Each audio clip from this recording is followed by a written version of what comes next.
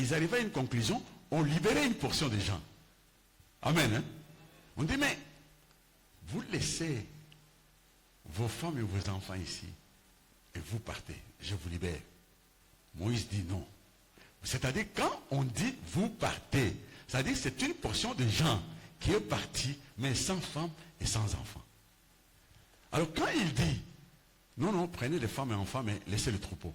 C'est une autre portion de gens. Amen. Hein? Oui. Alors, est-ce qu'on peut appeler ça sortir? Et à la fin de fin là, il a dit, nous partirons avec nos femmes, avec nos enfants, avec rien ne restera ici. Fin de fin, ils sont sortis. Voilà. C'est là qu'ils sont sortis, qui sont ici et qui sont ici. Est-ce que je m'exprime très bien? Qui sont ici et qui y sont.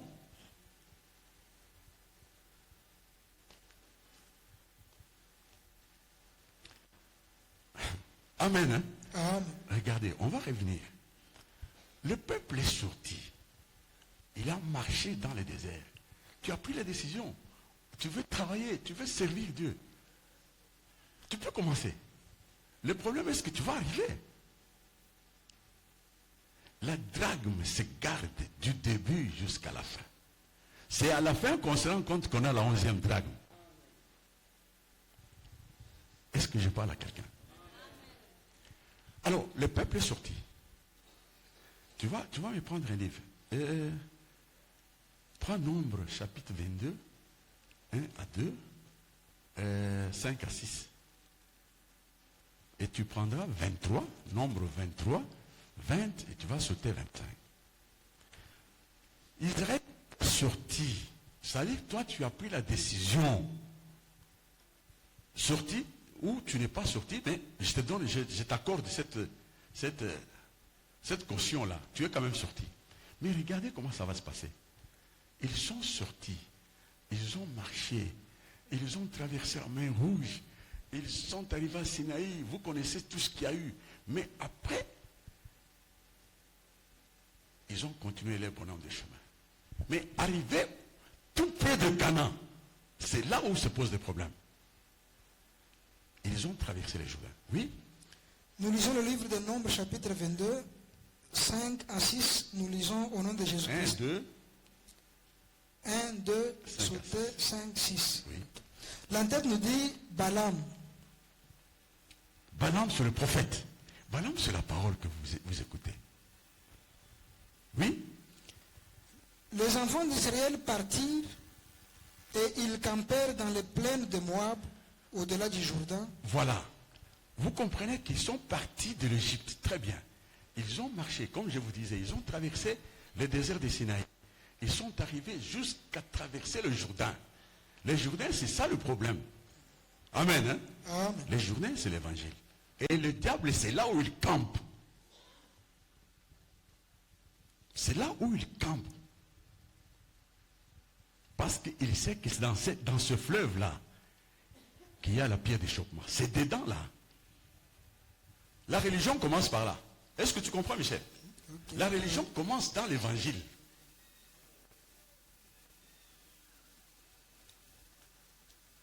Alors, ils arrivent, ils traversent le Jourdain. Jéricho est à vue. Jéricho, c'est ça, Canaan. Okay. Ça dépend de toi. Si tu tournes cette fois, tu écoules le mur, tu te retrouves à Canaan. Ça, c'est ton effort. Amen. Hein? Amen. Oui, oui, c'est comme Dieu. Il a créé l'homme, il a marché avec l'homme pendant 6 jours. Il dit, le 7e jour, il s'est reposé. C'est-à-dire, maintenant, il te laisse à toi de sauter. Ce n'est plus son travail. Lui, il a déjà travaillé. Amen. Hein? Amen. Prophète, tu dors ou quoi? Fatigué, hein? Oui? Vis-à-vis de Jéricho. Oui, oui, c'est vis-à-vis, face à face de Jéricho. Jéricho, c'est ça, Canaan. C'est ce que tu cherches. Tu cherches la vie. Tu cherches le salut. Mais tu es en face du salut. Et le diable est là, il campe, il dit non, non, pas question. Il n'entre pas. Il n'entre pas. Et toi, prouve que tu es capable. Prouve que tu es réellement sorti. C'est ça le problème. Oui. Balak, fils de Tsippor, vit tout ce qu'Israël avait fait aux Amoréens. Oui. C'est c'est un roi de Moab. Il a vu l'exploit que tu as fait. Tu as traversé des difficultés. Tu as tenu. Il s'est dit, mais comment? Tous les obstacles qu'il lui avait tendus quand il est sorti de l'Égypte, il a réussi. Mais à les laisser arriver, ça je ne peux pas. Les laisser arriver et accéder au salut, ça je ne peux pas.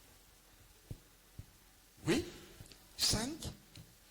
Il envoya des messagers auprès de Balaam. Et il envoie des messagers auprès de Balaam. C'est Balaam, je vous ai dit que c'est le prophète, c'est ça la parole. Maintenant il dit, mais c'est Balaam qui peut m'aider. Je vais vous dire quoi? Je vais vous dire que un mauvais message peut être une malédiction pour toi. Un mauvais entendement peut être une malédiction pour toi. C'est ça, c'est comme ça qu'on peut perdre la drague. Est-ce que je parle à quelqu'un? C'est comme ça qu'on peut perdre la drague. Il dit, j'ai tout fait et je n'ai pas réussi. J'ai tendu des obstacles de toutes sortes. Je l'ai bloqué dans ses affaires. Je lui ai infligé des maladies. J'ai tout fait, mais il tient. Il tient. Bon, mais maintenant, je vais déformer le message. Je vais le maudire par là.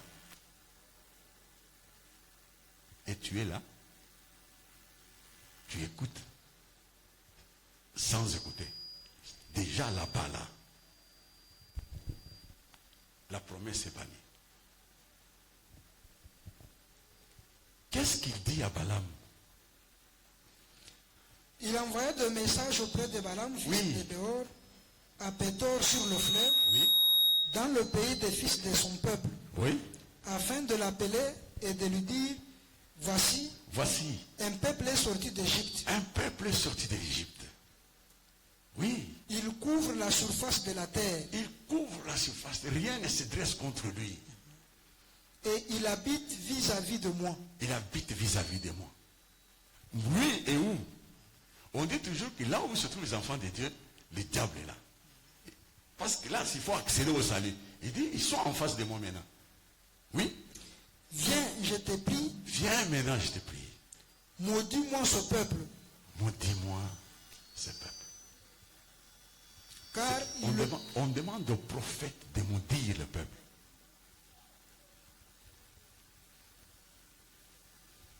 Papa Paul, si tu comprends. On demande au prophète de maudire le peuple. Alors, comment le prophète va maudire le peuple?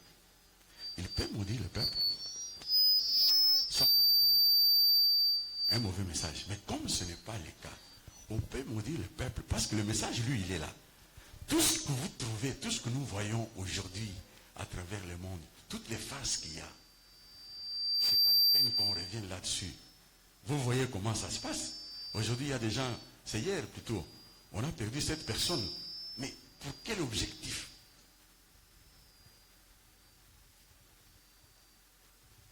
On va parler de Dieu. Mais on se retrouve avec des féticheurs, avec tout. Le problème, c'est le souci, c'est remplir les stades. C'est rivaliser avec les autres. Évidemment, ce qu'il fait là, ça ne nous étonne pas, mais ça se fait partout. Même ceux qui ne sont pas là-bas, ils le font chaque jour, même en étant chez eux là.